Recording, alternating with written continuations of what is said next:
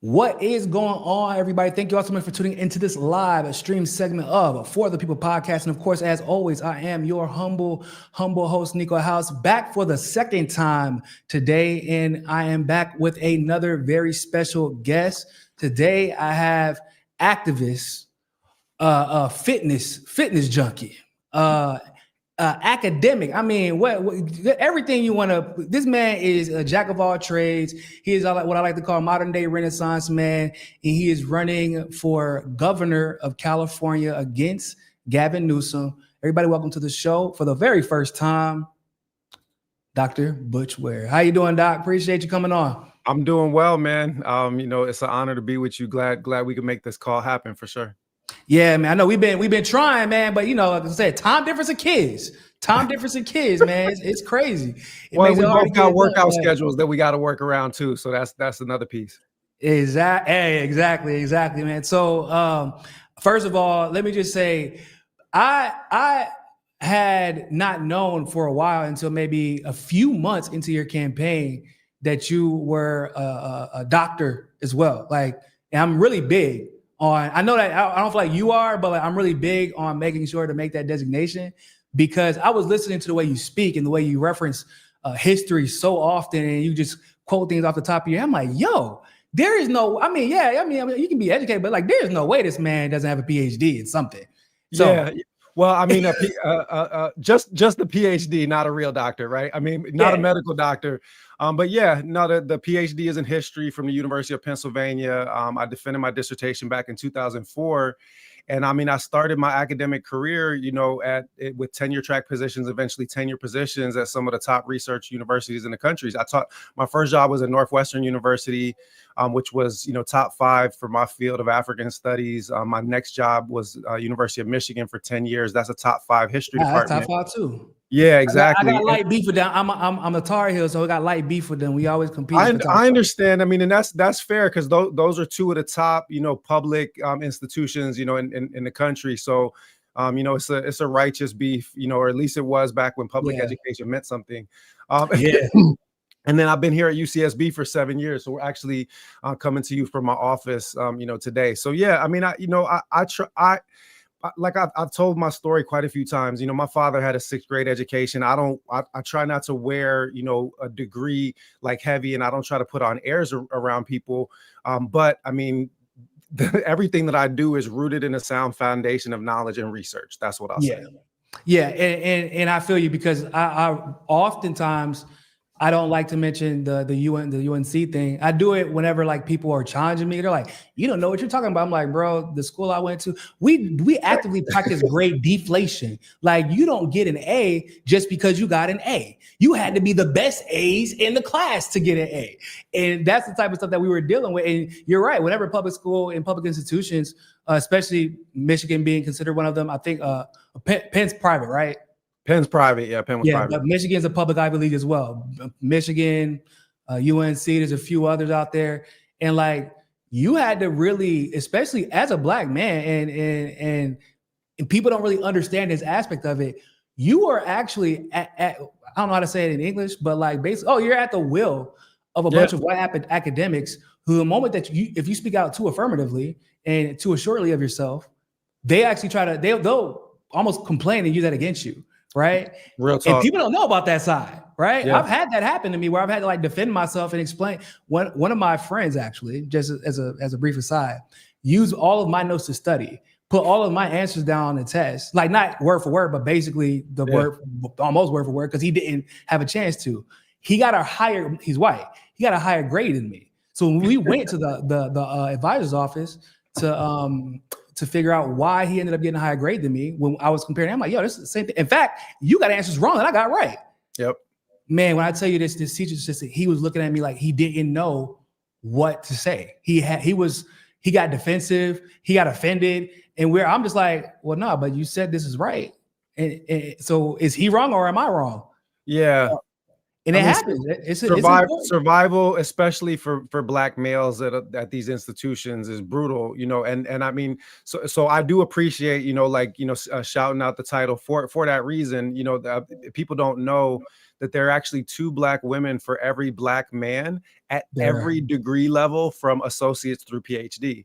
And, you know, the system is really especially designed, you know, to root out vocal Black males. So yes, people exactly. people like us really gotta, you know, to be armed and ready at all times. Yep. And I mean, I will just say, you know, that I'm always looking at how to create space, you know, in institutions for people like us, just because it's, you know, it's such a difficult, you know, road for so many.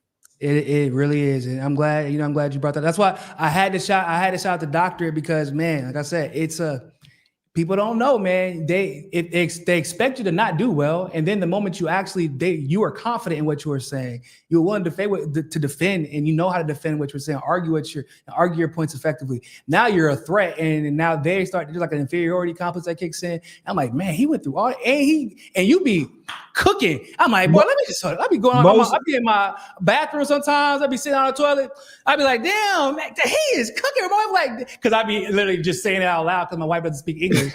So I'll be talking. And she's like, what are you talking about? I'm like, oh, I'm just watching Butch again. He's going in right now. Speaking, before we get to your policies, hold up. I gotta close what you just said with a bar, because most deaf has the bar. He said they say they want you successful, but then they make it stressful. You start keeping pace, they start changing up the tempo. Like that's what it is. They say they want you successful, but they don't like it when it actually happens. So yeah, go ahead.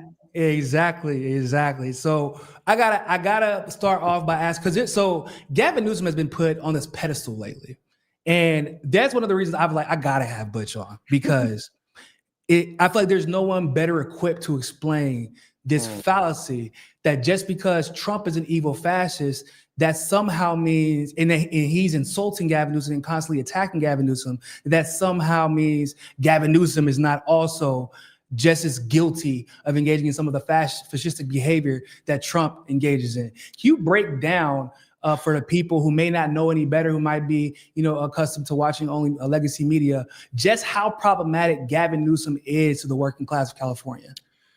Gavin Newsom is blue Trump, and you know, people like to be lied to, and they especially like, you know, to be lied to by a smooth criminal. So he is really just the liberal version.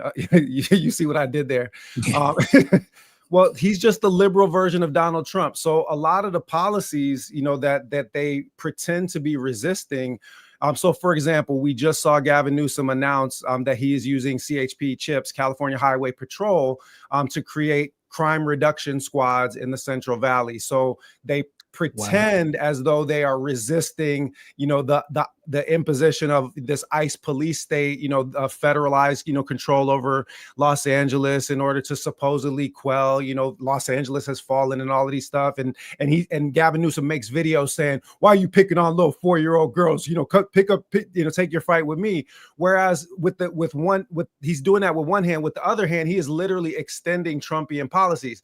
Trump's policies about, you know, eradicating homelessness by criminalizing homelessness. Gavin Newsom was literally out conducting homeless sweeps himself, like personally dispossessing unhoused people of their, you know, few possessions that they have, and like reveling. This is before Trump is in office. This is before Trump is in office. So, you know, and you know, we're fortunate that he is termed out.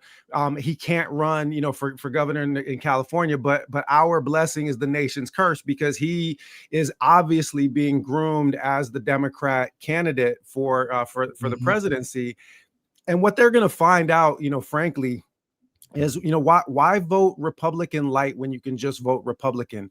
The merger between these two parties, between, you know, militarized fascism and blue and red flavors, is just becoming completed with figures like Newsom, who, you know, has for example, he pretends like he's resisting ICE, but in point of fact, he actually said that he would veto AB 15, which is a bill that prohibits coordination between the California Department of Corrections and ICE.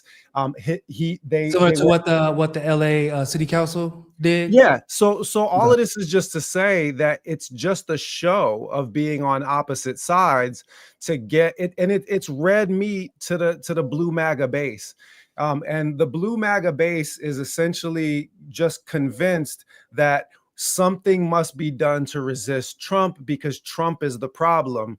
Whereas those of us that, don't side with either team blue or team red understand that neoliberal economics and authoritarian fascism and imperialism are the basic problems. And those things are evenly distributed through teams blue and red. They just have a different affective style in the way that they're presented.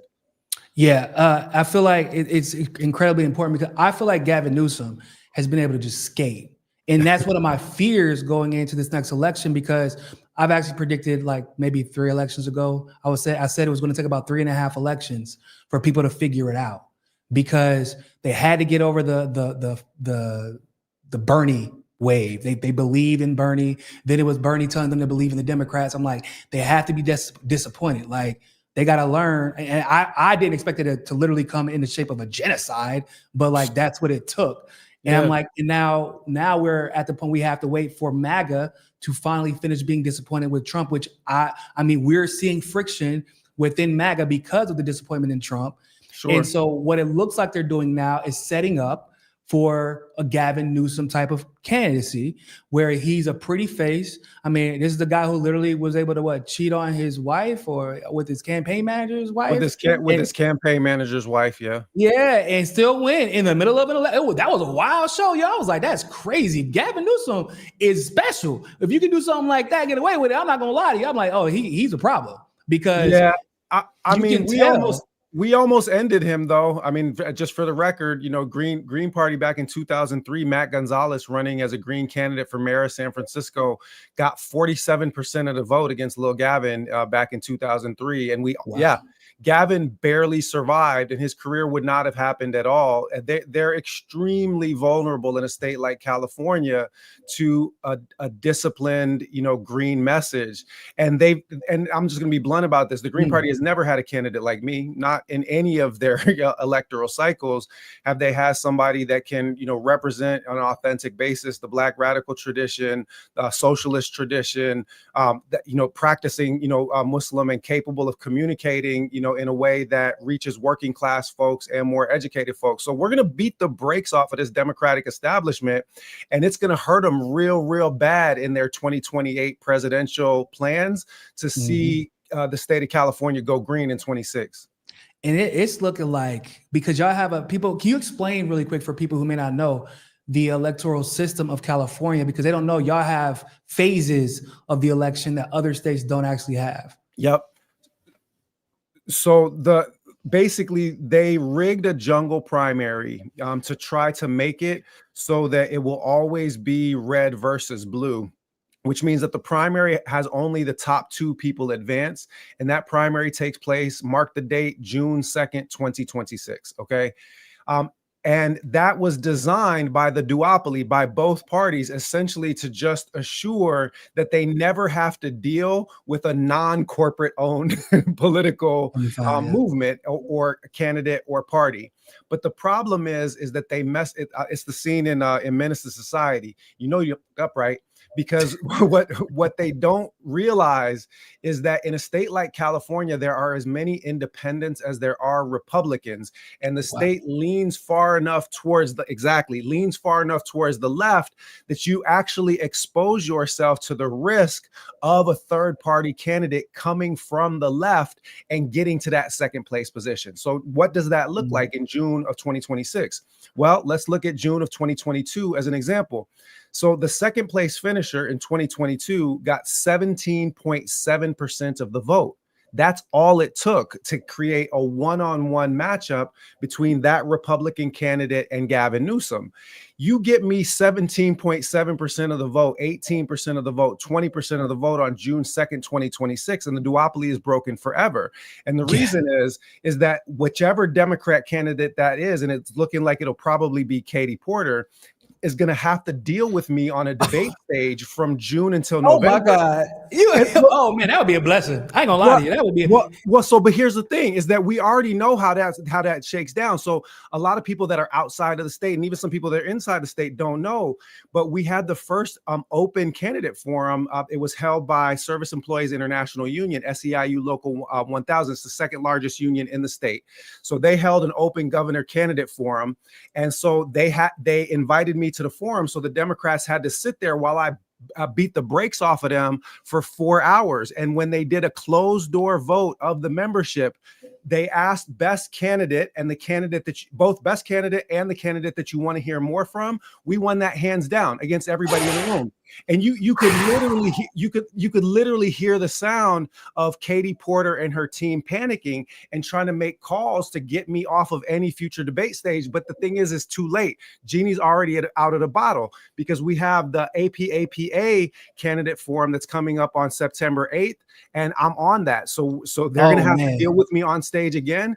And I just sat down for a 2-hour interview with CBS Sacramento about the candidacy. So the point is that that's huge. Their efforts to stuff the third party candidate, to stuff the Green Party candidate into a box so don't nobody hear about us, it can't work in this instance. One, it's really, really hard to make an argument that a candidate that received almost 1 million votes for the White House is not worth covering in local elections, right? Yeah. After y'all got screwed out of New York, it's like after all the efforts that were put into keeping y'all out the ballots, y'all still ended up getting 1 million. Exactly. And so what it means is that this is an incredible opportunity for us to run to win, and also to change the political conversation nationwide, because whatever happens in California is going to shape the national politics. So if we're able, and I'm just going to call on everybody that's listening to this, even if you're not in the state of California, like, volunteer for the campaign, donate to the campaign, support the campaign, because if you want the Democrats to be attacked from the left in a way that doesn't empower Republicans, right? Because the point is that top 2 jungle primary that they fixed, if it's just a blue versus a green, then what's their argument? How are they going to say that we're turning the state over to Trump, right? They can't use their lesser of two evils arguments. So we're going to have a clean shot at the champ's chin. And I like my chances with a clean shot at their chin. Man, it's crazy, because I'm thinking, like, for example, like you talked about with the homeless issue. Yep. That issue is so huge. I was just talking to Amanda Seals yesterday, yeah. and I was explaining how when I went to Skid Row to visit a few years back, I was seeing people leave their tents with a full suit to go to work. And I was like, hold on, I'm confused. These people are going to work? And somebody explained to me, yeah, well, because of the situation that happened with the housing crisis, there are people who are making 60 or 70,000 a year still, but they lost their home, and it takes a process, and then you go bankrupt. Then you have to wait to the bankrupt. And California made it damn near impossible to recuperate from that situation. And so there are people who are gainfully employed, making money, and still can't get an apartment, for example. And I said, this is insane. So when you have Katie Porter up there, and she has to defend, because, the Democrats' job isn't just to defend their candidacy, but they have to defend Democrats' policies. She's not going to be allowed to attack Gavin Newsom while he's running for president. And now you're going to have to explain why you're a better Democrat than Gavin Newsom is. And so either way, they get left exposed, because it isn't just that policy, like you referred to with the ICE, increase policing. Yep. The fact, the LAPD, you got police officers making $150,000 a year doing God knows what. Like, you want to hear a crazy number about the LAPD? Oh, please do. I love LAPD. The LAPD is responsible for almost $1 billion of liability payouts in the last 5 years because of the times that they've violated people's $1 billion, bro. Who paid for that? We pay for that.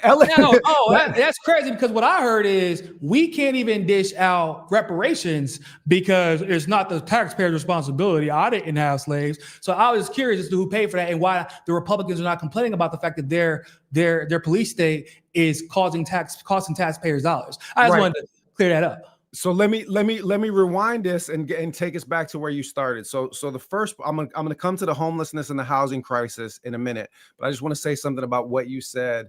They're at an incredible structural disadvantage. And I learned that when I went up on stage with them at the SEIU. I was like, oh, they have to play nice with each other. They're all on the same team. And I ain't got to play nice with nary a one of them. So the dynamic that emerges in the conversation is that I can go in guns blazing at both the Democrats and the Republicans, and the Democrats have to all play nice with one another. So there's no way for the candidates to distinguish themselves.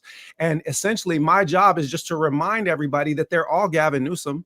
that Katie Porter is just running to be the new Gavin Newsom, maybe without the, as good hair, but that's basically the difference. Yeah. So let's talk now about that homelessness crisis and the way that it's related to housing. And I'm not just going to tell you about the problems, but I'm going to tell you about the solutions. But first, the problem.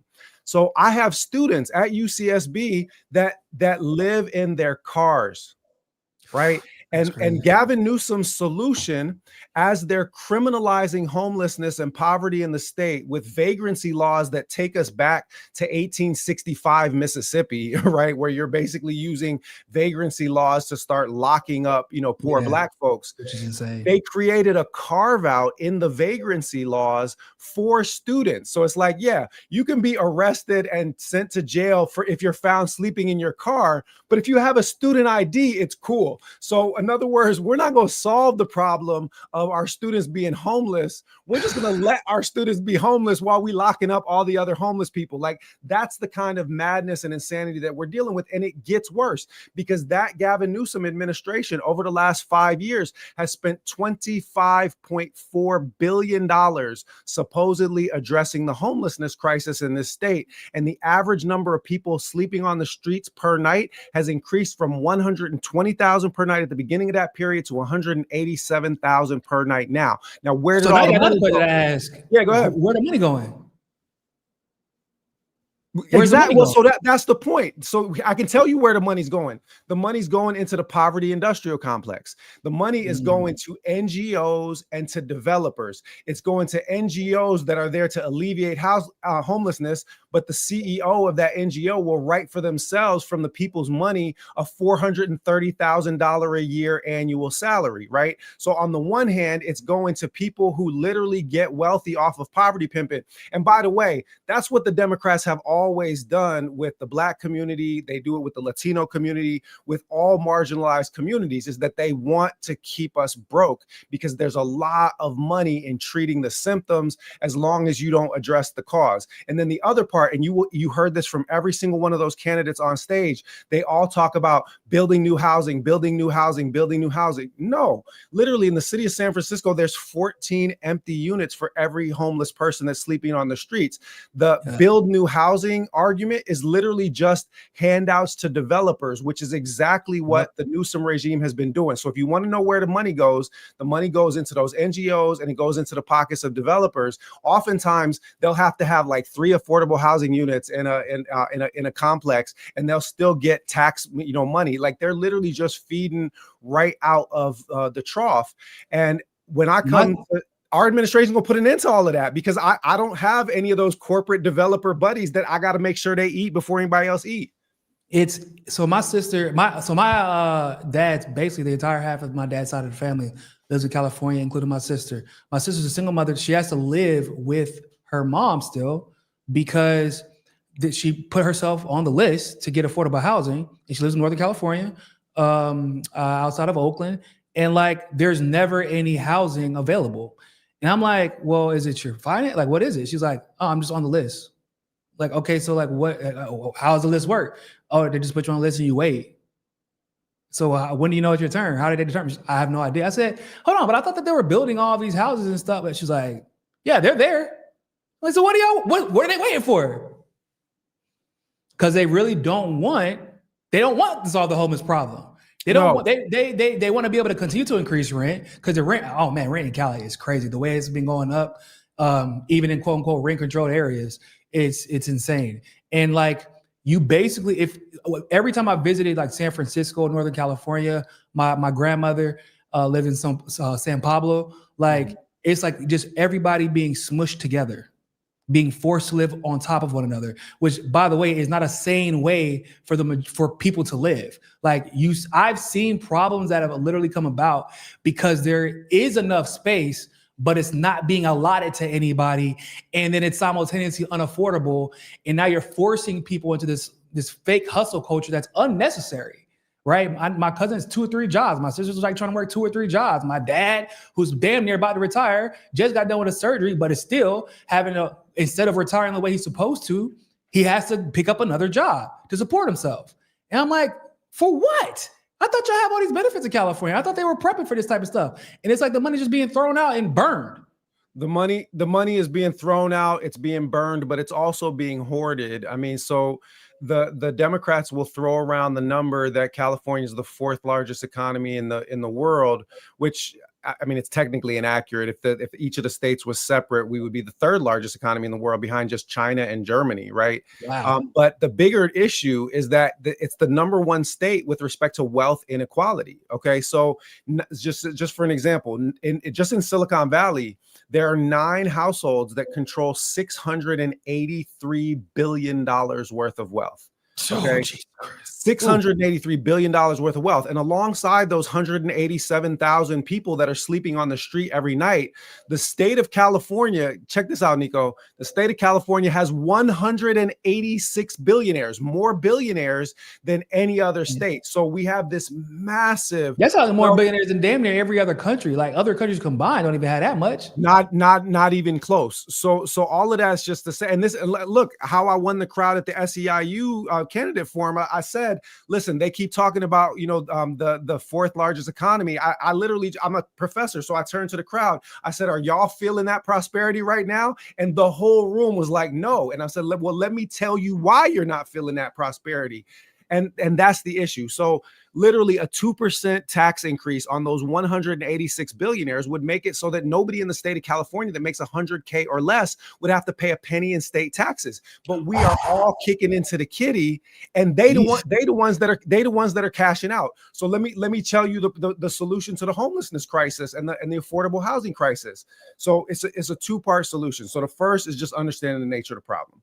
With every $100 increase in the median rent, homelessness increases by 9%. So it doesn't take rocket science to know that you need functioning rent control and you need to drive rents down. Now, how do you drive rents down? What is driving both, the artificial scarcity in the housing purchase market and the rental market is the same corporations that are getting sweetheart deals. And that's Blackstone buying up a lot of single family housing, and it's BlackRock buying up entire communities. Okay. Yep. So here's the thing, is that I'm going to tax the shit out of Blackstone and BlackRock. Anybody that's carrying more than, let's say, 10 vacant properties, I'm going to tax those at damn near 100%. So they can't wait to sell those things back to the state. And then what's going to happen when because you don't need to give handouts to developers to build new housing when you have a bunch of units that are sitting empty. What you need to do is what the city of Vienna does in Austria. Vienna,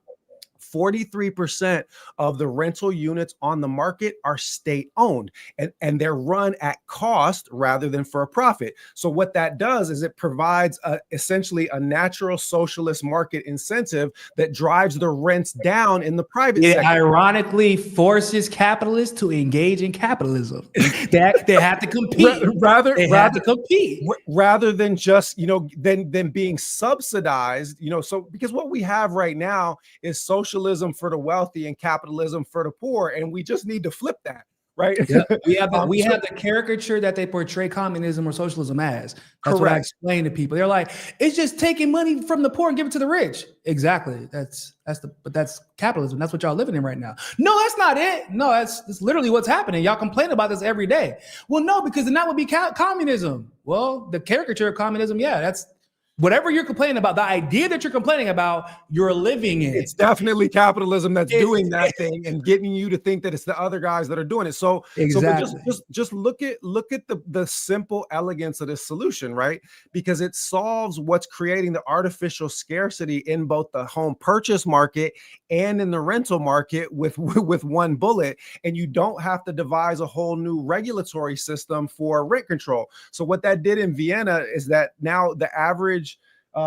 person spends 28% of their monthly income on rent. In the state of California, bro, that's damn near 60 and 70% for a lot of people. People are, paying. You got people with college degrees working in professional jobs that are sharing a 3-bedroom, house with 5 other adults just to be able to make the rent. And that ain't. I know bankers and people in the finance industry that literally share. They have 2-3-bedroom house. And they post as if they're like living this lavish lifestyle, but you're figuring, and they have a nice car and they're taking trips. But then you find out like, oh, hold up, you're living with like 3 other people and their girlfriends or boyfriends. And it's like, Well, then it's not really a lavish lifestyle. It's just like you're living a college life, but forever, basically, which is okay. I don't have a complaint, but it's unnecessary, and it really hurts in my opinion, it hurts the overall economy of California. California used to be like the dream, man. Like that was where I wanted to live back in the day. My family was all out there still. I wanted to be closer to my siblings. I wanted to be close to my grandma. And then as time went on, especially around 2018, 2019, I said, "Hey sis, I love you, but it ain't happening. I can't," because like Florida was tax free. There was a weird because of we have like similar. There are a lot of similarities, a lot of space, a lot of land. You got a lot of beach in California, so you can always move up or move to a different location where there's a beach. Same thing with Florida.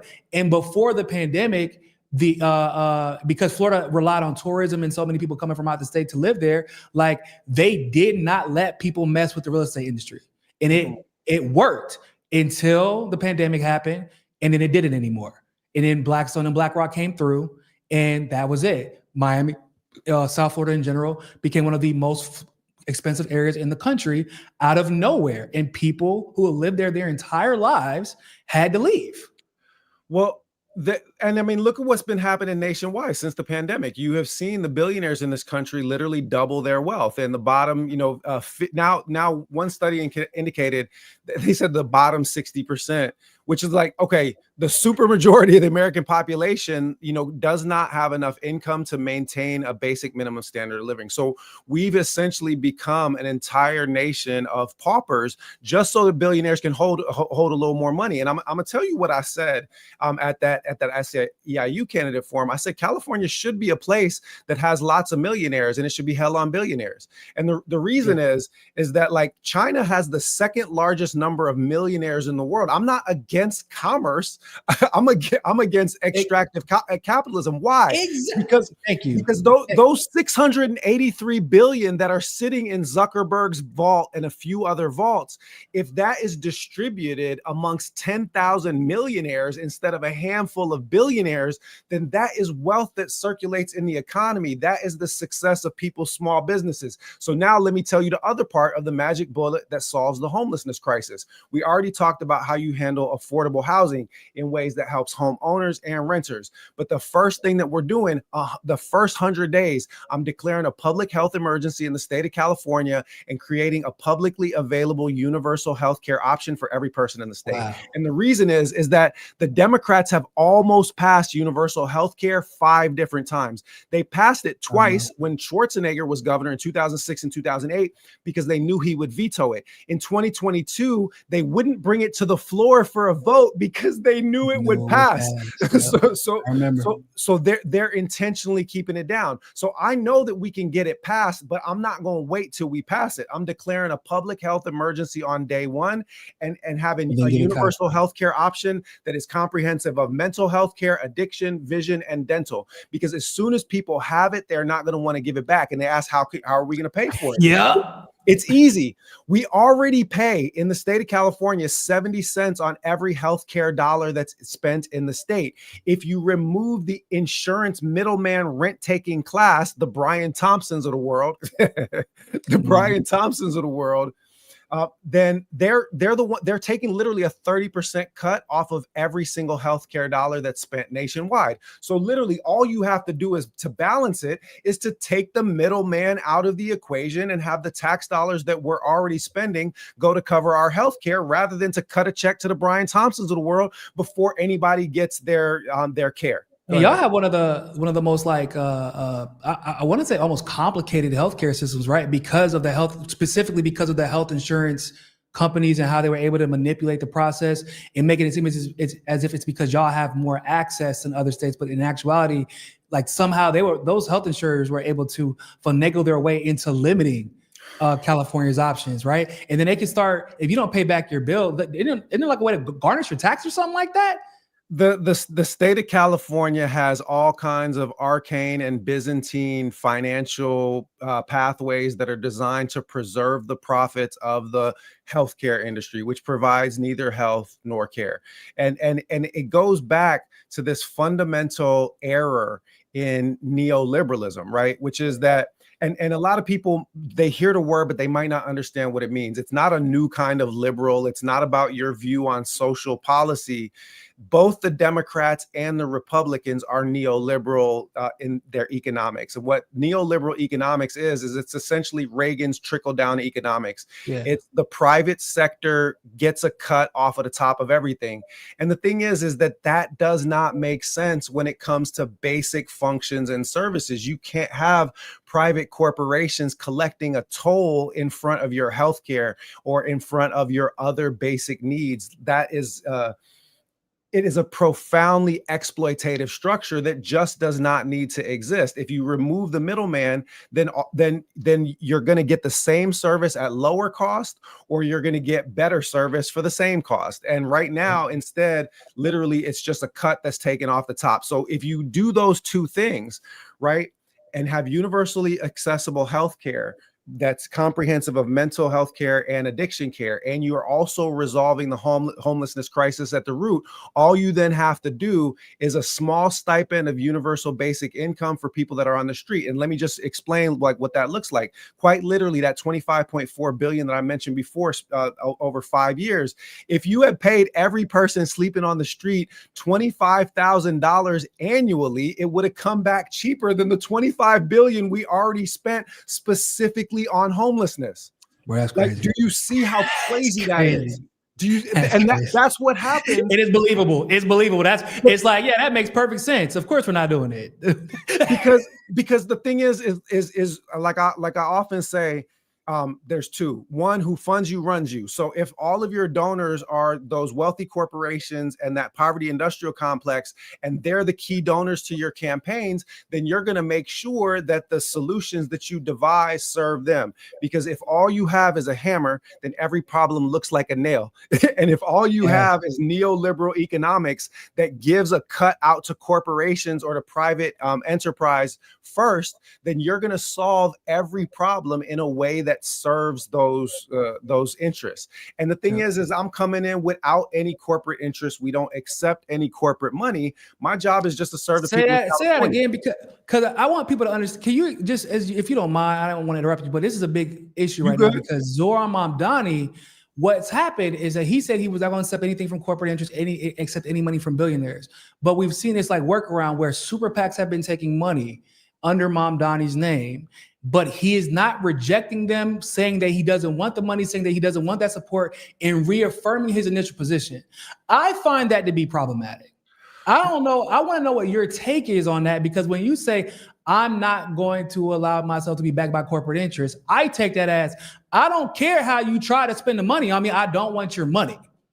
And I felt let down, and other people felt let down by Mamdani not addressing this and trying to pretend like it's not happening. They're like, well, it's a super PAC. It's not attached to him. He can't throw the money. I'm like, but he can reaffirm his position and say, I don't want anything to do with it.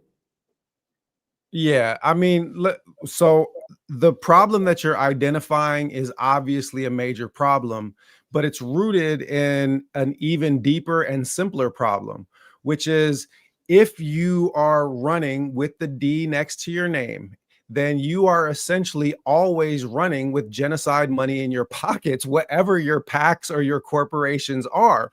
I mean, let's just be clear about this. Nobody that is supported or endorsed by the Democrat establishment isn't getting money from the DNC at some level, or getting cover or media access or opportunities from the DNC, which means it's all blood money, all of it, every last penny of it. There is no money that's non-blood money.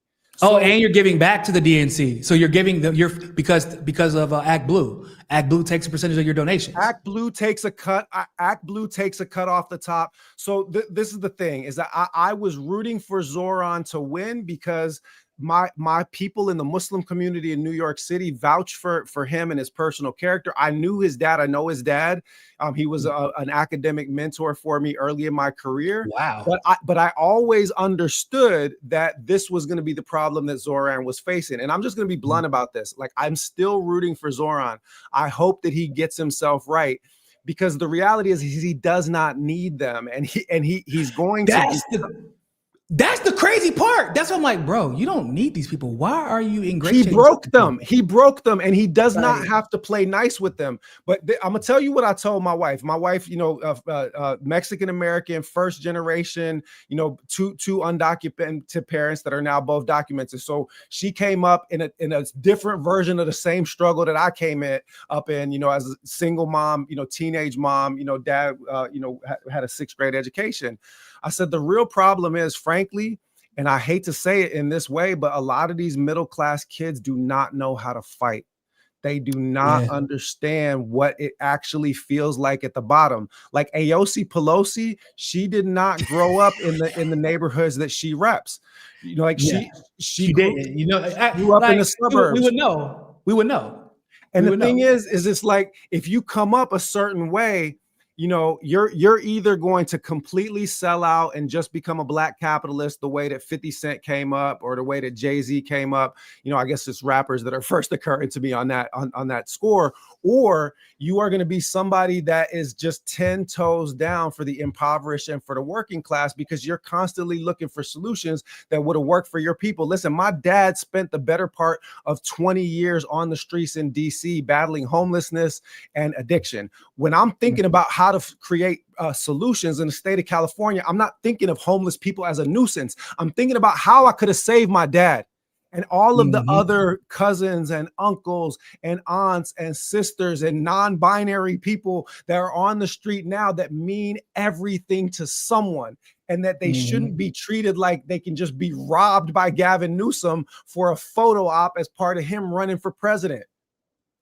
That's the real, because I feel like when I think about everything that I've gone through as a kid, I think about like, man, I remember my mom dealt with this. Oh man, I remember my dad dealt with this. Like my grandmother passed away, and she was, like I said, she's from California. It was completely unnecessary.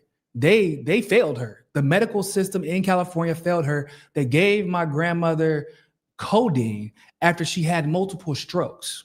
Okay, like they knew they weren't supposed to give her codeine, and they gave it to her anyway. We took her off the prescription. They gave it to her anyway. Why? Because her insurance paid for it. We're not gonna give her that free money. My grandmother took it because she thought it was making her feel better. And what was crazy, but when I tell you, we switched her because she was having pain in her hips. We took her off. We gave her cannabis cookies, and her pain completely disappeared.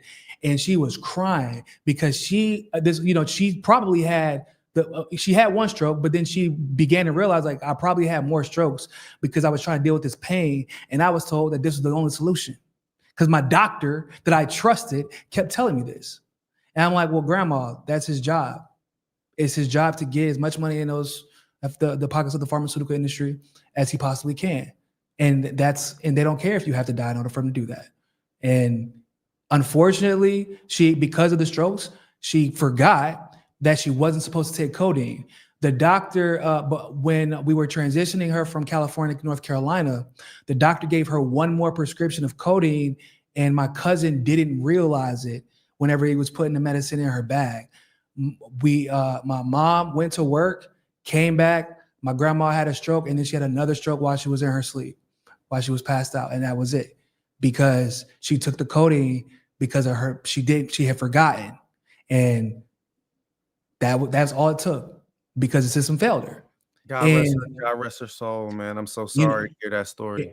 It was sad because I had to sell the house for her. It was me and my mom. My dad and my mom weren't married anymore, but that was basically she helped to raise my mom. And everything that I was watching her go through. I mean, I took like 2 months off of work, traveled the country drove 3 days to get her out there, packed up the house. Like, and I'm looking at everything she has to go through. And my grandpa already passed away. Unfortunately, he died after he took the first round of what was it? It was Moderna. Took the first round of Moderna, died 36 hours later. That was a whole different thing because we weren't even allowed to get his death certificate because they didn't want my grandma to sue to figure out what the cause of his death was. So we were paying like some crazy, like, oh man, it was some crazy, like almost $1,000 a month because they wouldn't let us get him cremated because we couldn't get the death certificate. They didn't want to give it to us. So there was that whole situation. And my grandma died a year after that because it was like she lost her partner, Her health was deteriorating. She didn't see a reason to live. Her life became infinitely more complicated. And I'm thinking to myself, this system completely failed my grandma. And she was only 75 years old. And one day I felt like my grandma was like the youngest 72, 73-year-old that I have ever met. And instantly she aged because she didn't have a system that supported her transition into the next part of her life, regardless of whether or not my grandfather was there. And we had to be on top of a woman, you know, who's a very, very proud woman. Yep.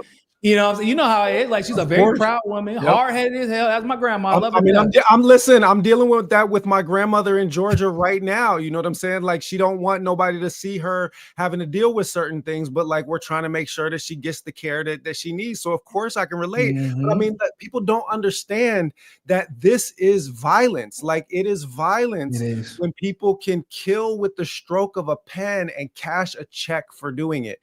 And the thing is it's completely unnecessary, and no other, you know, wealthy nation in the world does it this way, because it's completely ludicrous to have Brian Thompson make $32 million the year before he's taken out for denying people care systematically across the United Healthcare system. So, and this is an important part. Why should you care about what's happening in California if you're not in California? Well, here's the reason why you should care. Because if California gets universal health care under a Ware administration in 2026, then that means the nation will have it by 2028. I promise you. And the reason is that that's how it happened in Canada. Saskatchewan, one province got it, and then everybody else wanted it. And why? The reason is that it's massively beneficial for a bunch of reasons other than just basic sanity, right? Basic humanity, taking care of people. But look at what happened with marijuana. That's all I'm gonna say. They said Cali doing what out there? Hold up. Let me make a call to my senator. But brother, let me break it down for you. Good health is also good business. The thing is people think that just because you're a socialist that you're against commerce. Nothing could be farther from the truth, right? As I mentioned before, like China has all of these millionaires because the state will invest in sectors that the private sector is not going to invest in order to provide for a flourishing society. Like, that is literally the aim. So how do you do this in this particular instance? By investing in universal health care, you are actually going to produce a commercial golden age in the state of California for the following reason. General Motors pays more on healthcare than it pays for its steel in its vehicles. One of the reasons why they moved plants to Canada was precisely because they didn't have the healthcare costs as overhead. So if you're dealing with a situation now where the state of California has universally accessible healthcare, then it is going to be a draw for business nationwide. And it's also going to be a draw that helps level the playing field between small businesses and the larger corporations. Because I'm a small business owner. I've done online community education classes for the last 5 years since quarantine. Anybody that wants to take a class that doesn't have any money can always take the class, but I never tell people those classes are free because my time has value. And it's not capitalism when the person that produces the product sees the benefit for it. That's commerce. It's capitalism when somebody other than the person that produces the product sees the benefit of it. So all of that is just to say that why couldn't I hire full-time staff for my small business? Because I can't afford the healthcare costs, right? Well, what is going to happen to the small business environment in the state of California when we've got universal healthcare? What's going to happen to unions, right? Unions can stop negotiating better healthcare and benefits and instead be focused on negotiating better wages and working conditions, right? Everything is going to function better when we actually have a functioning healthcare system, because good health is good for business. And to add to that, I have a friend who runs she does risk assessment. That's her business, right? So she had always paid for her health. She's like maxed out. Whatever the most I can give you for healthcare, I'm going to give you. Why? Because I need you to show up for work. I need your kids to go to school. I need you to have the medicine you need, because if you're sick and you're at work, now you cause a problem for everybody. Your productivity is down, and now everybody else is missing work. If your kids are sick all the time and they don't have a way for you, to constantly stay on top of their health, now you're at home trying to take care of them all the time. It actually brings down productivity to not have universal health care. And she literally she was fighting against the Obama administration because they would not allow her, Butch, to pay for 100% of her company's health care. They would not allow her to. She's like, I don't care how much it costs. Just tell me the price. Yeah, but no, you can't. No, I don't want them to have co-pays. I don't want them to have limitations. I don't want them to have this. I don't want they won't let them do it. Our systematic illness impoverishes us all. That there's no way around that.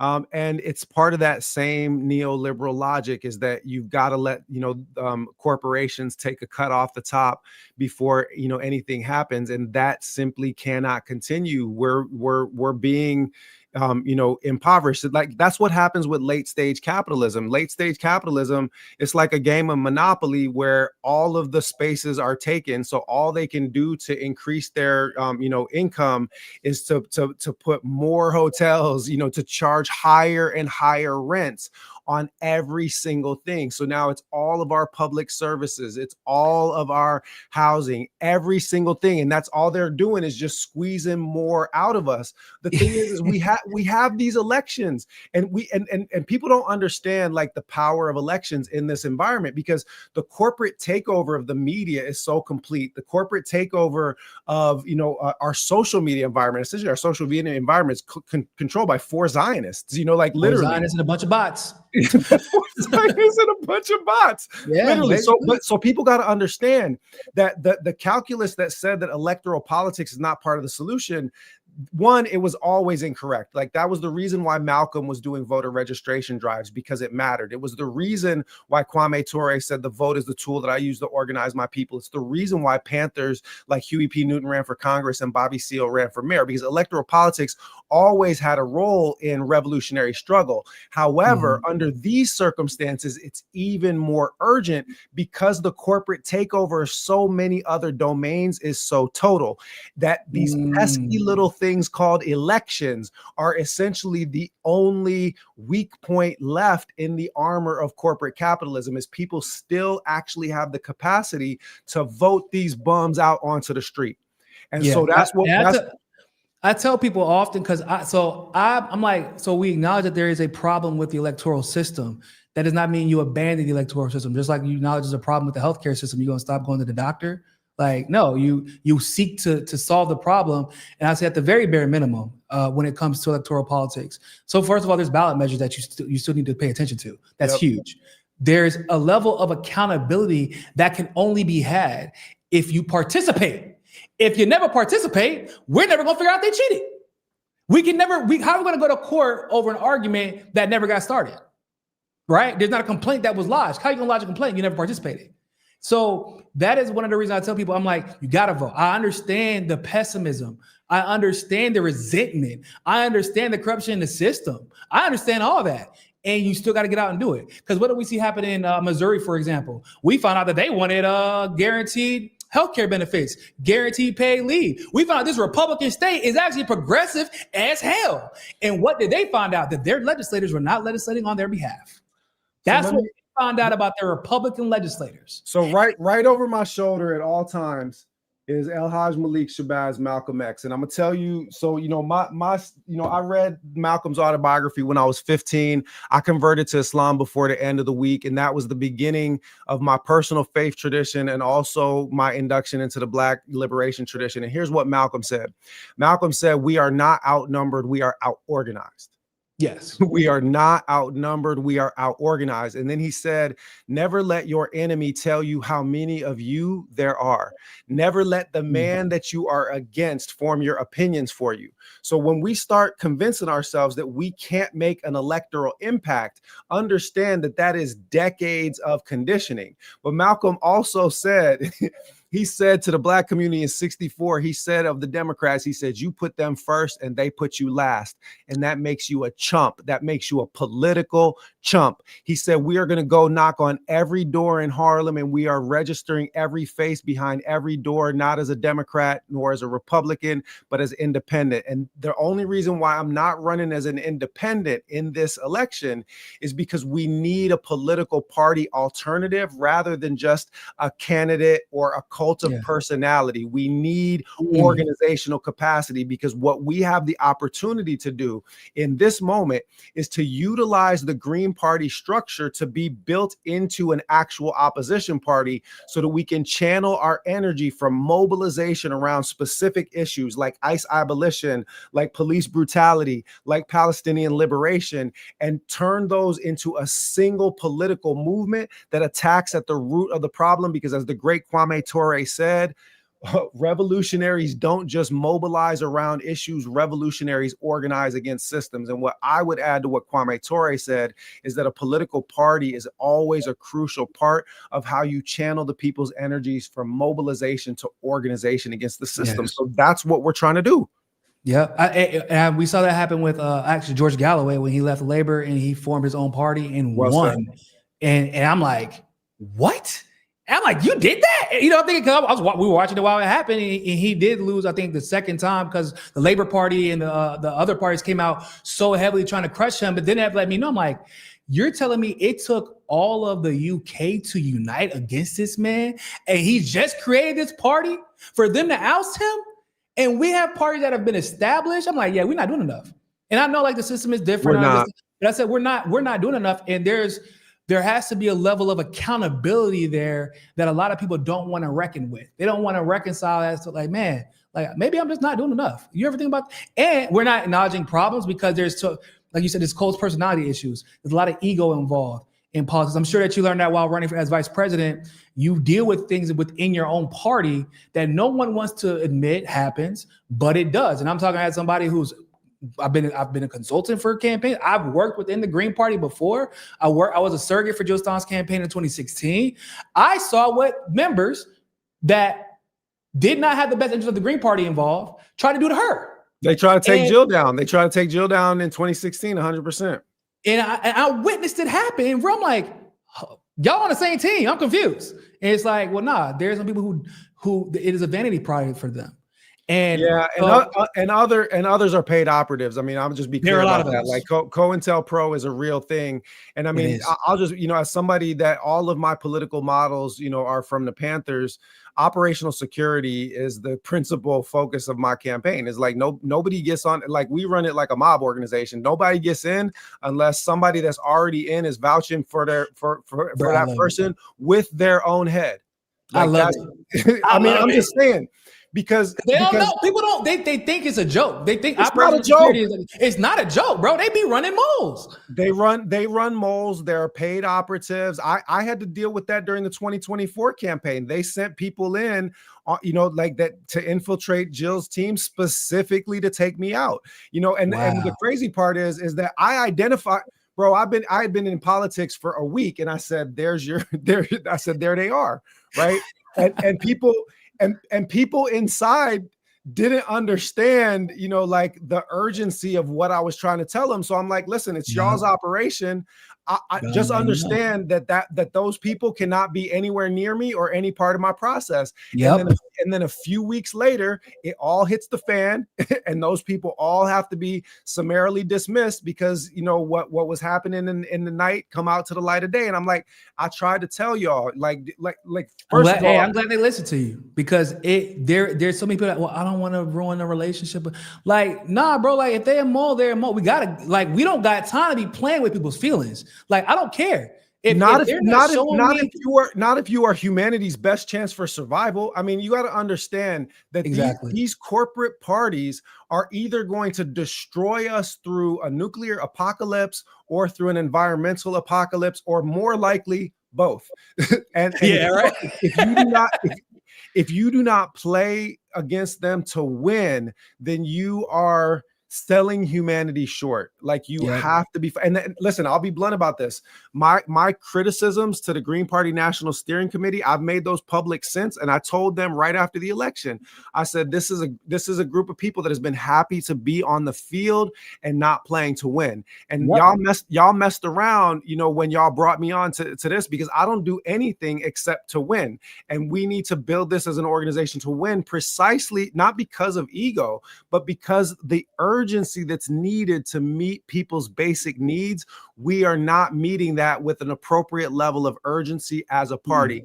And then the second piece was that demographically, the Green Party needs to change. It cannot be a party that is dominated by aging white environmentalists and aging white leftists. That's just the reality. And if you look at the way that the Free Palestine movement infused the Green Party with a lot of new energy and people of color and younger talent, the good part that I'll say is that with just a very few exceptions, all of the party structures and leadership in different positions have been very open to that. Like they've been very good, super supportive. And I got to give a lot of credit to Jill because Jill she's been preaching that particular message 100%. Since 2016. I remember she was like, one of the reasons she didn't run it, she's like, I don't want to run. I want one of these up and comers to come but the problem would be whenever there would be a young up and comer person of color, black person, whatever, you would see the white old guard come in and try to take them out. And I'm not seeing this happen in real time. I thought that y'all were supposed to be different than the Democrats. Why am I watching in real time you engage in the exact same behavior as the Democratic Party?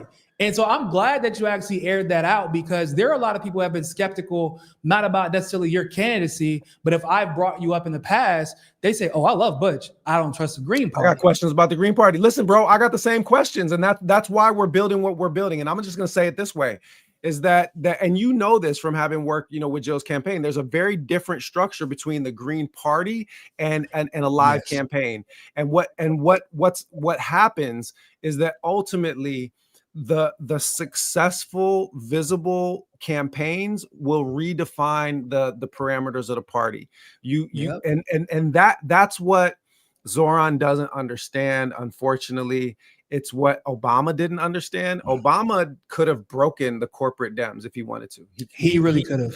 He could have broken him. And instead, as soon as he got in, he just handed his email list over to Team Hillary, and he became an establishment Dem with all of the, you know, murderous consequences of that decision. But we've seen that Donald Trump essentially broke the power structures of the Republican Party because he refused to play by the rules. That's what makes Donald Trump such a punk, because like you won. Like you actually beat them, and like you can do whatever you want because of whatever, you know. There's a whole bunch of reasons we can go into, but like, so how you buck break them and then go back and literally be the more neocon than the neocons you brought in all the guys you were insulting on the debate stage to run your administration. I mean, I have to say, in the end, I think that a lot of Trump's behavioral incongruencies are like, it's an Occam's razor situation. The simplest explanation is likely the correct one. They have compromise on him. Like that's like that. Oh yeah. The simplest explanation for a lot of Trump's behaviors is that they have compromise on him that he does not want to get out. That's it's a Biden. Hey man, like a week ago, wasn't it? It was the Epstein list was a Biden Obama Democratic Party conspiracy theory. Now this morning or last night, it's a 34,000 page, fully redacted but fully transparent. I'm like, hold on, I thought we were done with this. So now we're not done with it again? I'm confused. What is it? So what are y'all trying to distract? I mean, hell, there's a lot of stuff they're trying to distract us from at this point. So it's like, okay, and now y'all care about pedophiles again? So why did y'all just help one leave and escape back to Israel? I am so confused as to what is going on, because now you need to convince me. So I don't know if you know or are familiar with this guy, Owen Schroyer. He's a libertarian. He used to work on Alex Jones. He just left yesterday. You know why? Alex Jones was pissed at him because he kept calling out Trump. He's like, what the hell are you doing, bro? Because he supported Trump.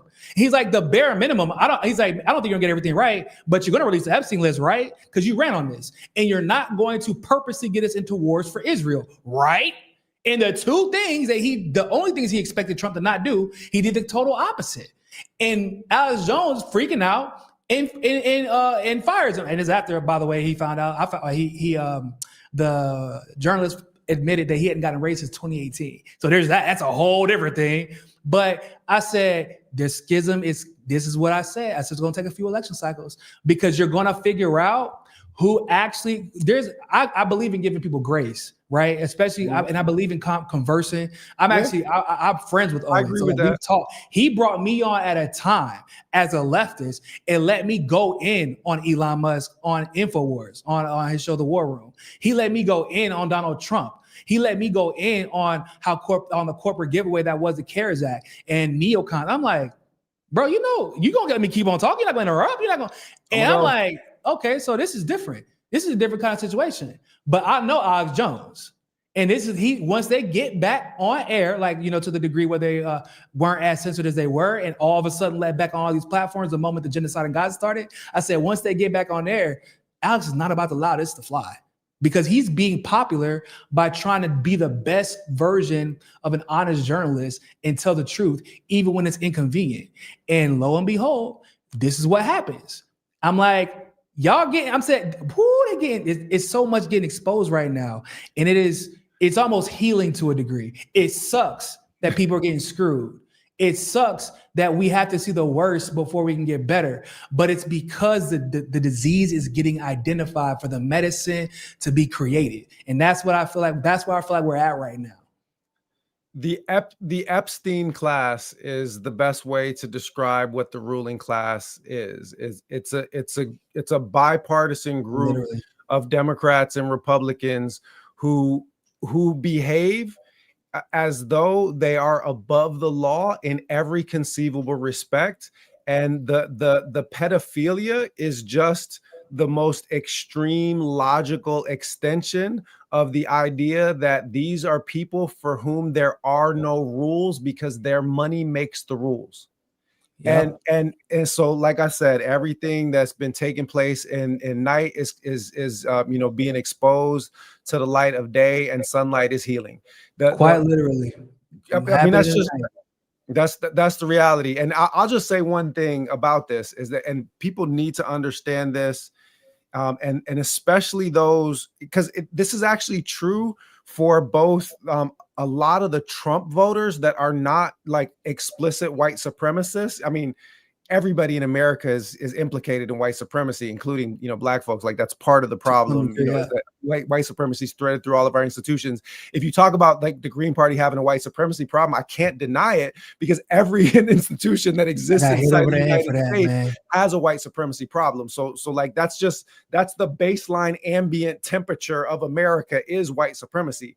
So putting that aside, it's true for your average Trump voter and for your average person in the Democrat base, which is that they don't understand that you cannot, as a politician, represent both the management class and the working class. You have to pick, right? And that's the issue, is that they keep both. Democrats have framed this like Republicans vote against their interests by doing X, Y, and Z, but Democrats have done exactly the same thing. They have voted against their interests explicitly over and over again, according to this logic, for a very, very simple reason, is that you cannot represent management and the shop floor at the same time. And that's why the reason why I won that debate with SEIU was that I started and ended with the same simple question, or the same simple statement, is that you can't represent management and the shop floor at the same time. Can't do it. Literally. You cannot do it. And I said that if you want a politics that's for the working class rather than for the ruling class, I'm your guy. Even so I think it's Portugal or Spain, I can't remember which one, but every boardroom has to have members of like the actual, like the people who work on the floor. Like, it can't just be like the union that they have. Like, it's like we have people who literally work on the floor, and then we have the actual the bosses, and they all have an equal say. And the people who work with those guys, working with their hands, the laborers, they have just as much say, in their job is to exclusively represent them. And now, because of this, what ultimately ends up happening is, well, damn, we got to do what's best for the company. So like, if y'all saying that this is what's going to make y'all more productive, then we have to listen, because we like to have money, right? So it's like, and it works out. And so that's kind of how the country has to be. There's not no one, everybody understand that everybody has a role to play. No one is saying that there can't be bosses, there can't be laborers. We're just saying that your dignity should not be determined by such. That is what we're saying. Everyone should be able to live a dignified life, and we damn sure shouldn't be throwing out money and wasting money to make sure that billionaires can have a few more 100 million that they're not spending for whatever goddamn reason. That's a whole different conversation. While there are people literally living on the street, getting up, putting a suit on to go to work, and returning back to a tent, like to go to sleep. That's ridiculous. I do have a question. I'm gonna throw a curveball at you. So there's this issue in California that everybody is aware of if you live in California, but you're not really that aware of if you've never been. Y'all have a car issue. Like, do you have people don't realize like buying a car in California is way more expensive than anywhere else in the country. Like owning a car in California, paying insurance in California. You can't even, if I'm not mistaken, don't you get taxed if you try, like if you go buy another car, like say in Oregon for something? Yeah. I mean, I learned that when I moved out here from Michigan, that there was a whole bunch of, issues related to this. I bought my sister a car and get it sent to her. And she was like, no, that ain't gonna work. It's just better just buy it here. I was like, what? Yeah. It's usually the case. Now I'll zoom out and just explain, in principle, this shouldn't be necessarily a bad thing. The idea is that there's supposed to be like essentially a kind of taxation structure. It's basically the same reason why we pay way too much for gas, why we pay more for gas in the state of California. The problem is not with the excess cost necessarily. It's the fact that the excess costs just go to feed people from Gavin Newsom's trough. This is also like a crucial part of the problem is that the Democrats will usually represent the Republican base decision, because I've said this a number of times. I said, actually, I think that the average Trump voter is not inherently more racist than your average liberal voter, because I know an insane amount of racist white liberals. I work in academia, right? So I'm gonna know a bunch of them, right?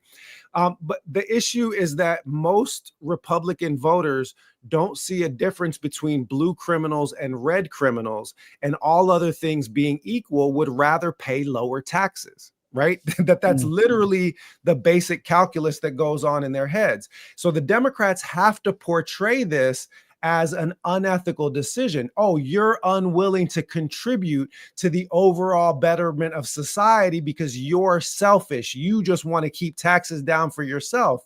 But that's not the calculus. The calculus is, y'all are doing any goddamn thing with my money, and I don't want to pay for all of that nonsense. I don't want to pay a bunch of taxes so that you can solve homelessness by writing a bunch of checks to your NGO buddies and developer buddies. So the Democrat establishment has to portray this as some kind of moral failure, when really it's just a cynical political calculus that says that as long as both sides are stealing, like it basically, and I've said this a number of times, but like the relationship between Team Blue and Team Red is that one steals, the other holds the bag.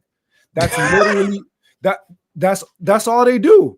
That's all they do. So as long as that's my kids, like watching my kids do just crazy shit out, like that's exactly what it is. Like partners in crime. That's all they are. And then they'll switch roles and do the same game, tomorrow. Like it's literally that. And as long as that's the case, then people are actually morally right to want to withdraw. Now, obviously, when you fall for a bunch of like race-baiting immigration policies and a bunch of other stuff that's added to that cocktail, right, then you're falling for some white supremacist okie doke. But in the end, the idea that I don't want to give them a bunch of money so that they can write checks to their friends for a high-speed rail train that we ain't never going to get because all of their money is just, checks that go to their friends. And in the end, like, that's what was driving the rationale behind Doge, right? Doge is obviously a scam, and it makes no sense for a billionaire to be cutting people's mama's social security check. But why did people fall? Accountant? I'm like, why y'all act like he's uniquely qualified for the job? I'm confused. But the thing is but why do people fall for the okie doke in the first place? And they fall for the okie doke because it's like there's 10% of truth that's surrounded by 90% of fiction. And that 10% of truth is at the core is that the Democrats are tax and spend wild with it. Like, yes, and both parties have been equal. Like it's essentially the Democrats will tax and spend to give particular handouts to their cronies and their buddies, and the Republicans are just going to cut out the middleman. They're just going to do a clean, straight tax break for all of their wealthy buddies, and they just have two different modalities, a different kind of theatrics of power. Well, I don't work for the corporations, bro, and the Green Party doesn't take money from the corporations, so you're not going to get a politician. You're going to get a public servant who's only thinking not about how to maximize profit for the corporations, but how to maximize benefit for the people. And if you have a society that's organized, a government that's around a benefit rather than profit, then that means that you have to take care of everyone's basic needs, not just the people that are best positioned to donate to your campaign. Amen. That's it. That's what it comes down to. So effectively what you're saying is y'all paying somebody else's bill. That's the moral of the story. That's what it comes down to. Look, yep. Where can people go to volunteer for your campaign, to help out, and not just for your campaign, but I know you're involved in a lot of stuff, yep. And I'm sure you would be post-election, pre-election. So yep. How can people get involved in your campaign and the actions that you partake in? So for the campaign, go to butchwareforgov.com, BUTCHWARE, the number 4 GOV. And the first thing that you're going to see there is that it's not just a political campaign. It's mutual aid, direct action, and electoral politics all together. You done said the magic words. You done said them. That's mutual aid, direct action. That's what I like to hear. Listen, that's what we believe in. That's what our righteous revolutionary ancestors taught us. So that's what I'm going to embody to the best of my ability. So mutual aid, direct action, and electoral politics. Electoral politics by itself is not the solution, but as part of a revolutionary and liberatory movement, then we can actually get something done. So even if you don't have a nickel to donate, you can volunteer. And for those of you, and let's just be clear about this, a lot of y'all, whatever you replaced your Starbucks with, whatever coffee shop you replace your Starbucks with, you be dropping $30 a week on that. Put that $30 a week or $30 a month on actual change rather than just your caffeine fix. Like seriously, because freedom ain't free. So butchwareforgov.com is where you can help out with the campaign, volunteering or donating. And then you can always find me on social media at Butch Ware across all of the platforms. And especially on Instagram, that's where you're going to find me unfiltered, because I actually interact and engage with people on that platform. And I'm not a traditional political candidate. Man, I ain't gonna lie, you be killing the content creation game. Like for a politician, and I'm like, I know you ain't doing I'm like, yo, he's really out here. He got a career in content creation if he decides to, after just with the delivery, doing your own campaign message and managing to kind of weave in your very busy schedule, or weave your campaign message into your very busy schedule and using moments to teach people. Like it's actually dope to see from the perspective of a content creator myself. I'm like, yo, this is crazy how he's able to keep people engaged even when he's not on the quote unquote campaign trail. Which is huge, especially in this generation.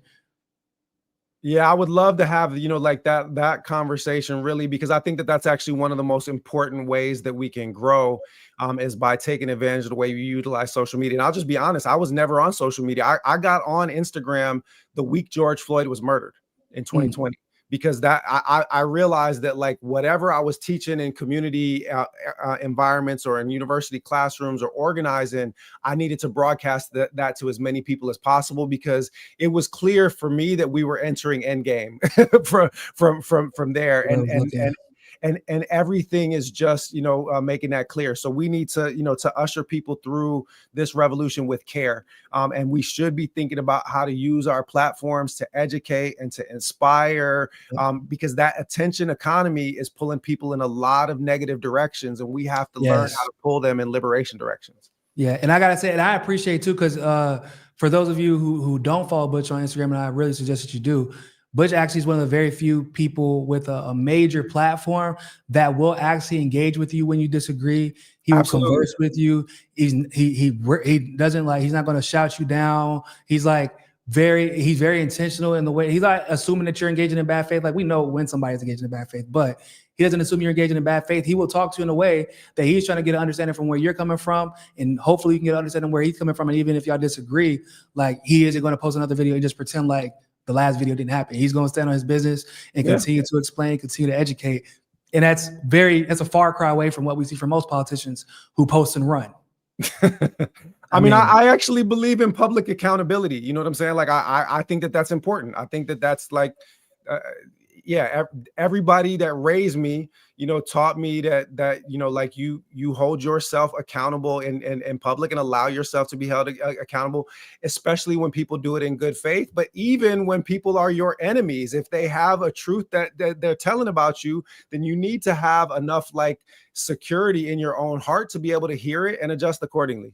Yep. I feel the same way. You know, somebody asked me, was I born on Thursday? And I said, what? No, I'm not Thursday. I was born on Tuesday, actually. They're like, oh, that explains it. I said, what do you mean? They're like, because you just like, you love conflict. I'm like, I don't love conflict. Like, yeah, you don't shy away from it. I might be wired for it, but that doesn't mean I love it. Yeah. Yeah, you know what I'm saying? It's like, there was like a 3-year period in my life where I was, you know, I was partial. So I'm like, yeah, I'm bored, man. Let me just see what's popping. But it also comes back to what we were talking about with the way, however you were raised. Right. There's two different types of middle class, and I was poor. And like, it was like almost like I had to make a statement at the beginning of every school year.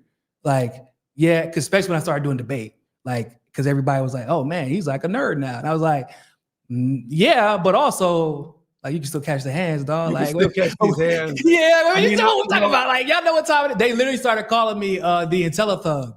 Like, that was literally my nickname for like 3.5 years. That's very solid, I gotta say. That is a very solid. Hey man, I'm messing with Niko, bro. They said, what? Niko, yeah, bro. That boy, the IntelliThug. He's like, because not only he gonna catch you, like, but when he catches you, it's gonna be in such a way that you just never expected. Because I'm not gonna fight you in school. They knew I couldn't fight in school because I'll get kicked out the debate team. And when people figured that out, all of a sudden they were like, oh, everybody want to test you. Everybody want to test you. Exactly. And I just sat there and I just laughed a lot of the times. And they're like, boy, you don't even know what you just did. Next thing you know, before you even got off the bus, I'm 5 cars deep at your crib now. And you just got off the bus. You ain't even got to take your backpack off. I said, no. Come on, let's talk. Well, no, we're not going to talk anymore because you already said what you had to say. But just remember, and you know what I always did after? I always picked them up after they apologized. I shook hands with them. I said, hey, man, don't test me again like that. That's all it was. Let's let them live after that. Exactly. I'm friends with almost everybody I fought with back in the day. Like, because at the end of the day, I know what you're doing, but I also know what I have to do, because if I let you act like that towards me, what you're really doing is testing my little siblings and my friends. That was always my bigger issue, is that most of the time, to be honest, it was my little brother getting me in fights. And that was my biggest problem back in the day, is that he was always willing to run his mouth because he knew his big brother, you know, was somebody that people didn't want to see. So then I realized, like, I had to beat his ass in order to stop taking whoopings from people that were 5 years older than me. That was my big issue. My brother, my sisters, oh my God, man, my sisters they took advantage of that shit. To this day, my sister literally she is the sweetest. It's actually really sweet. She'd be calling me with like her friends on FaceTime, and she's like, yeah, my brother's the realest person I know. Both my brothers are real. So I'm like, what's going on? Why are you calling me right now? I'm like, with the baby in my hand, I'm like in the most masculine, least masculine position I could possibly be in. You're like, yeah, man, my brother used to feed people the hands. I'm like, yeah, but what does this got to do anything? No, I'm just saying, what would have happened if her situation would have happened with me, like what y'all would have did back in the day? I'm like, yeah, that's what happened. Tell her that one story. And it's funny because my mom, whenever like we're telling all these stories about, and everybody else is telling these stories about me and my brother, how we grew up and everything like that, she's like, y'all did all that? I'm like, yeah, what are you talking about? There was a lot. I mean, there was a lot mom didn't see, and it was better that way. Some of it. But you know what the problem is? You know how like there's a lot that they don't see, but like you know what was happening. Like you closed your eyes, and as long as y'all came back safe, it was like, because when my brother had a wedding, this is a crazy. Listen, Butch, I'm gonna tell you this. This is the funniest story I could. My brother had a wedding. Someone that my brother got in a fight with like 7 years prior, he completely forgot about, was the husband of the bridesmaid. Bruh. And he had this problem with my brother that no one knew existed, because my brother completely forgot about this guy, but he never forgot about the ass when my brother handed him. So he's like staring my brother down. It's like this it's like, yo, what? I'm like, what is going on? And anybody else? And my mom runs over to me and was like, Niko, calm down, calm down. I'm like, what's going on, Mom? What? Well, because they said that this dude was messing with your brother. Da, da, da. I'm like, so why did you run over to me? Why did you run over to Quentin? No, because they're already over there. I see them holding my brother back. My brother's like, yo, what's going on? And I guess the dude had said something, and one of our other friends had popped off, and they just assumed that it was like, oh, Niko or Quentin's going to snap, but it's Quentin's wedding, which means Niko's going to snap. And I'm like, I'm a control individual. I can control myself at my brother's wedding. Well, yeah, until Quentin says it's okay, because also his wife is kind of like, well, nah, if you got to handle it, Niko, just go handle it. Like, that's the kind of person she is, which is how they got married. And so my mom, I'm like, Mom, I thought that you said that you didn't believe any of these stories that you kept hearing from all of our friends. It's like, well, you know, I know who my sons are. She's like, I know who my sons are. So we really like, thank God we look out for each other. Like we all outgrew each other. Thank God we outgrew some things. We outgrew some things. Otherwise, it would have y'all would have turned the wedding into a funeral. You know, and that's really you know who's the most dangerous person there? One of my best friend's moms. That was who ultimately got him to leave. She said she's Jamaican, like Jamaican. She said, "Boy, I'm about to live up to Scott." Because she had a thing on her, because we're from Fayetteville. So everybody live in the South, everybody got one on them. Like my brother's whole side of the party was carrying in some capacity that day. And that was like the first time my wife's side of the family had ever, because we're very, very like, you know, we're professional. Like you said, we've grown up. We actually push peace because, you know, we got the body for it. I ain't got to be scared of nobody. So I prefer peace. But Amen. like, that was like the first time, because they've heard all these stories and they laughed at them for so long. And then that was the moment, because all of our friends from Fayetteville were there and they were like, oh my God, they are really like that. It was about to start popping off, and people will find out the hard way that listen, my father's family's all from Georgia. You don't have to tell me about, you know, the carrying tradition. I mean, in DC was DC. So, you know, like that you already know, you know. But it teaches you, like, I was like, because when it comes to politics, I've never been afraid of conflict. Like, I'm like, that's part of it, right? And like, isn't that part of the game? Like, and you, like you said, it really goes down to some people. Y'all have never had to deal with this. Y'all never had to fight to eat. And ultimately, like that's for me. That's what all those lessons are for. It's not about, you know, like defending pride or defending your family or defending the block no more. It's that we actually need somebody that's ready to fight for the people. So exactly, we are the block at the end of the day. That's it. Hey, look, especially the way they treat us, boy. I never felt like a whole country was getting redlined at the same goddamn time. But that's what it feels like. That's what it feels like. Butch, man, thank you so much for coming. Appreciate you, brother. Appreciate you. Oh, really quick, where can they find out? It's just on Instagram. It's just Butch Ware, right? At Butch Ware. Yep. BUTCHWARE. Go follow him on Instagram too, y'all. Go shout out to Butch, man. Shout out to the Green Party out there in California. It looks like y'all really actually have a unique chance in history. I know they always say like, oh, you got to recognize the moment. This seemed like one of them moments, guys. Like they kind of set themselves up to fail. And Butch, with all of his, not just his gravitas politically, but just strategically, because I really wanted to hear what you had. I'm like, what is he going to be able to offer strategically that we haven't heard before? That's the game plan. I'm impressed. I've left because I'm thinking like I don't got a reason to tell my people to get out there and vote in California outside of for ballot measures and things like that, and for local like municipality elections. I really wanted to hear what Butch has to say about this election, and you convinced me. I'm going to be tough. I don't give a damn if you where the state you living in. You better get your ass out there and vote in California. That is you got to get out there. Y'all got to get out there and vote, y'all. I got a lot of I think that's my second biggest audience, California. Get out there, go vote, go volunteer, take your Starbucks money and throw it in the Butch campaign. Get on social media, advocate for him. Go out to those forums to support if you can. Well, at the debates, advocate for him to get on the debate stage, do whatever you can, because this is an important moment in history.